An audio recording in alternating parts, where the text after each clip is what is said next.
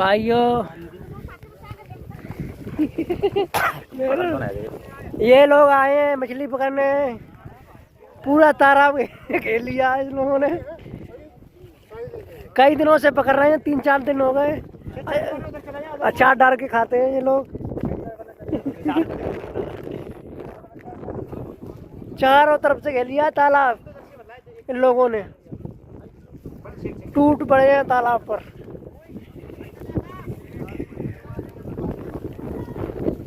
वो हमारा मोटा भाई है, ये भी टूट पड़ा। बहुत मछली मारा, बहुत मछली। और ये नीचे देखो ये कितना मछली है, ये 2.5-3 किलो मछली है। कराई सौरिया मछली कहते हैं इसको। और भाइयों शेयर करो, कमेंट करो, लाइक करो, फॉलो करो।